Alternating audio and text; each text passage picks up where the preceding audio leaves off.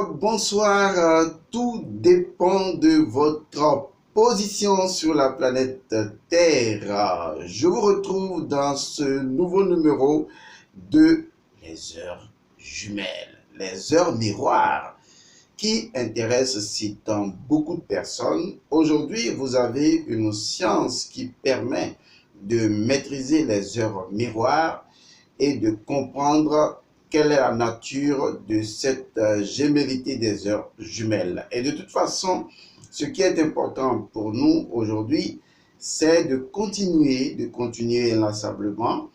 Nous avions donc vu les heures passées, à savoir les heures de l'esprit et de la loi, les heures de la possession du pouvoir. Et naturellement, nous sommes toujours présentement dans les heures de l'harmonie et de l'équilibre.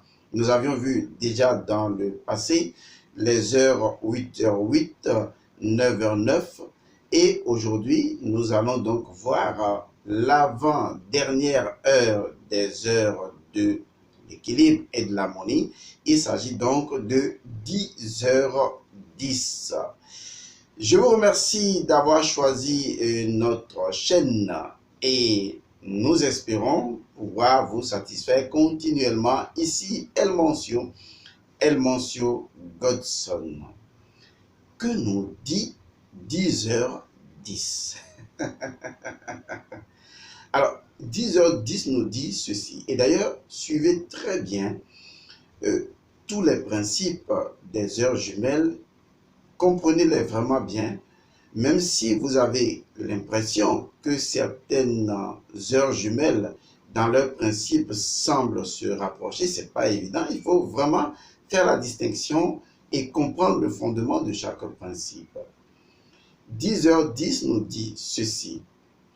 L'harmonie intérieure permet de maîtriser la vie et la manière dont les expériences de vie nous affectent. C'est très important. 10h10 dit ceci. L'harmonie intérieure permet de maîtriser la vie et la manière dont les expériences de vie nous affectent. Et donc, lorsqu'on comprend cela, la première attitude à adopter, c'est tout simplement d'apprendre à être calme, à être serein, comme on l'a vu déjà dans l'heure précédente. Mais ce n'est pas tout. Il ne suffit pas d'être serein, il ne suffit pas d'être calme. Il faut également apprendre à lâcher prise. D'accord. Mais en dehors d'apprendre à lâcher prise, il y a une autre étape que vous devez forcément franchir. Cette étape-là que vous exige cette heure jumelle, c'est pardonnez-vous à vous-même et pardonnez aux autres. Pardonnez-vous à vous-même et pardonnez aux autres. C'est très important. Et pour finir, cette heure dit, sachez une chose, Dieu veille éternellement. Comme si 10h10 semble nous indiquer que la plénitude de la présence de Dieu est. Et ça, c'est très important pour chacun d'entre nous, pour chacun d'entre vous, pour tous ceux qui nous écoutent en ce moment. Donc, comprenez bien que la maîtrise que vous voulez avoir de la vie ne dépend que de vous. Ça ne dépend pas de vos pensées, de vos émotions, de vos énergies ou de vos actions, mais cela dépend de l'harmonie qui réside en vous. Cette harmonie qui s'impose d'ailleurs ou qui s'imposera d'ailleurs à vos pensées, à vos émotions, à votre énergie ou à vos énergies et d'ailleurs à vos actes, à vos attitudes, à vos actions, à vos comportements. Il faut que vous retrouviez l'harmonie en vous-même. C'est vrai, vous avez précédemment retrouvé la paix, peut-être, mais retrouvez l'harmonie parce que le monde extérieur ne sera maîtrisé que grâce à votre harmonie intérieure. Posez-vous la question aujourd'hui, là où vous êtes tout de suite. Est-ce que règne en vous une harmonie? Vous voyez, l'harmonie, c'est comment vous aider à la comprendre. Et pourtant, c'est très simple, l'harmonie. Je vais donner une image très simple. Alors, prenez par exemple, disons, euh, la musique. Vous êtes, y a un orchestre et, et vous êtes celui qui est chargé, n'est-ce pas, le mot juste, d'orchestrer tous les sons, toutes les musicalités. Vous êtes le maestro qui est chargé de créer une harmonique. Vous êtes celui qui est là pour faire jouer chaque son. Vous savez qu'il y a le son du tam-tam. Je ne suis pas musicien, excusez-moi si je raconte des bêtises. C'est juste parce que j'aime bien vous donner cet exemple-là.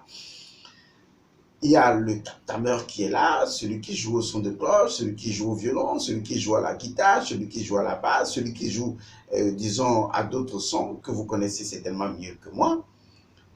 Et vous, vous êtes le maestro, vous êtes là, vous êtes un artiste, vous avez la musique dans le sang. Nous avons tous l'harmonie en nous. Regardez votre corps. Même si vous dormez la nuit, votre corps fonctionne de façon tout à fait en parfaite harmonie. Donc l'harmonie fait partie de notre nature. Nous nous égarons simplement parce que nous ne nous centrons pas et nous ne nous recentrons pas. Nous ne nous posons pas.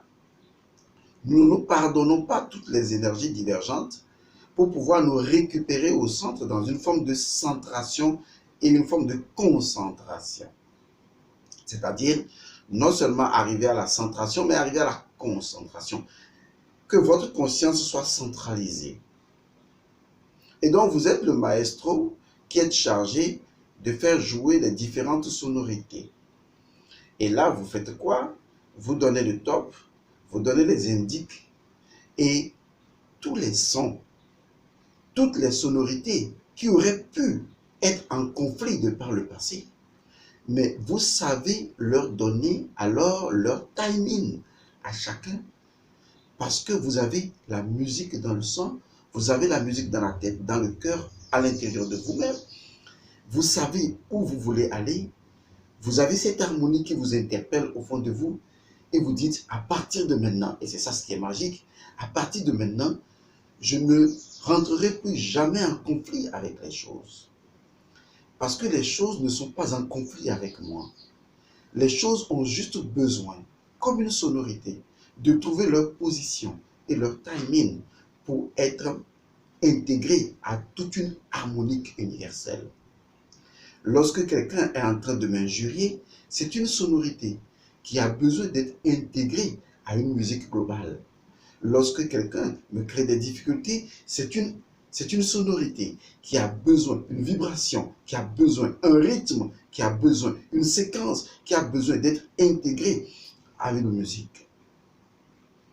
Je ne vois plus des conflits, je vois des apports.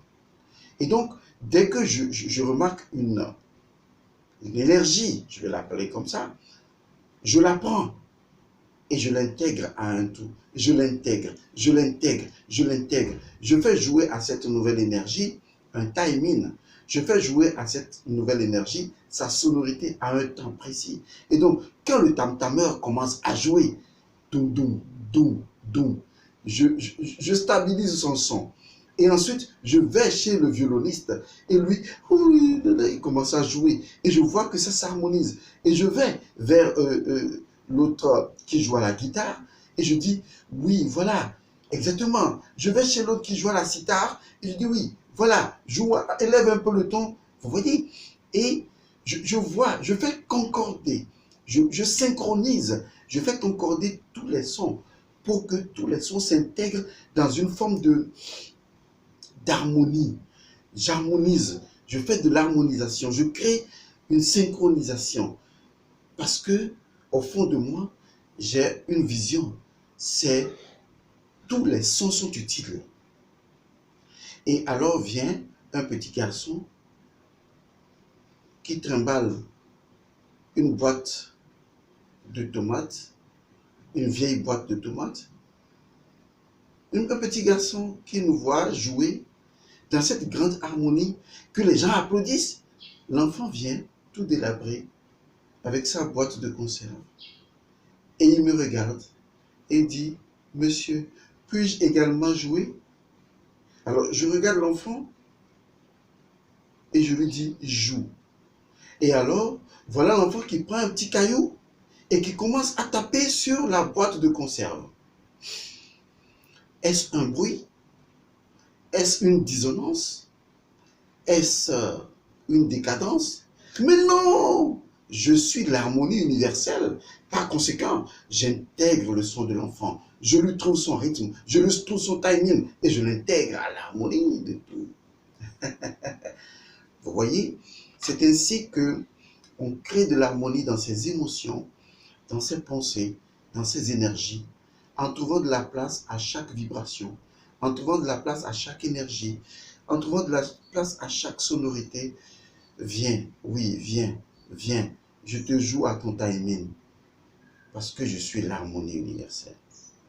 Et si donc, comme le dit cette heure jumelle, vous le comprenez, alors sachez que l'harmonie intérieure vous permettra de maîtriser la vie et également la manière dont les expériences de vie peuvent vous affecter. Oui, j'espère que je ne vous ai pas fait trop flipper avec mon histoire, zinzin, un peu tout ça. De toute façon, ce qui est important, est-ce que vous avez compris? Resuivez encore si ce n'est pas le cas. Eh bien, je vous dis à bientôt.